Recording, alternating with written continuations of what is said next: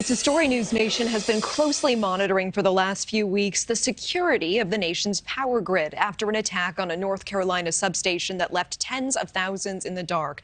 Well, now there's another state dealing with suspected attacks on energy sites. The North Carolina attack igniting a new focus on what's being done to keep U.S. electrical facilities safe and keep the lights on for Americans. Correspondent Evan Lambert live for us in Washington with these details. And Evan, Hawaii is the latest state dealing with such attacks.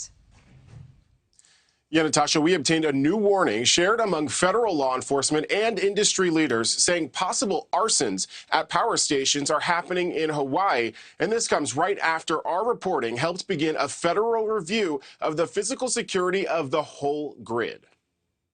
As many of us prepare to take a break for the holidays, suspected criminals have not pressed pause on targeting our electric grid. A new federal law enforcement memo from last week, obtained exclusively by NewsNation, warns of 3 suspected arsons at energy facilities in Hawaii. Sent just 5 days ago, it reads, quote, "There have been 3 recent arson events reported in Hawaii. One of these incidents caused damage to perimeter fencing of an electrical substation. The damage is reported to be minor, and it doesn't appear there was any loss of power." But the memo goes on to outline the ease in which substations and other power infrastructure can be hit, saying, quote, "Fire, blunt instruments, cutting tools, vehicle ramming, and aerial drops from UAS or drones are relatively easy to do, require minimal tools and little planning." No one has claimed responsibility for the wave of physical attacks and intrusions in recent months from Florida to North Carolina to Oregon and Washington. And we don't know a firm motive. But federal law enforcement has cited suspected white supremacists sharing specific information of locations of substations in recent months. Where these individuals are celebrating these incidents.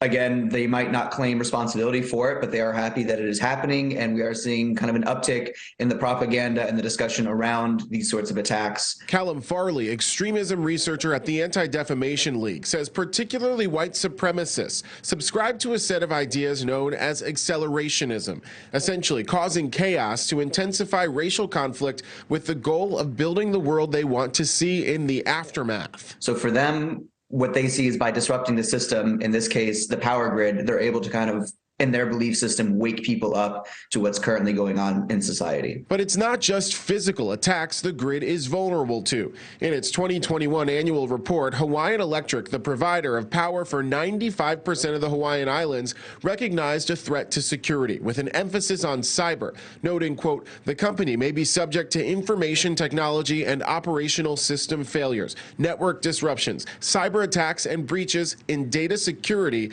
that could adversely affect its businesses and reputation."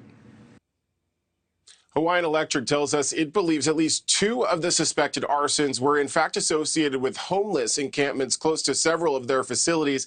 In a statement, a spokesman said, as the report states, local and federal agencies are, quote, "not aware of any specific or credible threats to electrical grid infrastructure in Hawaii.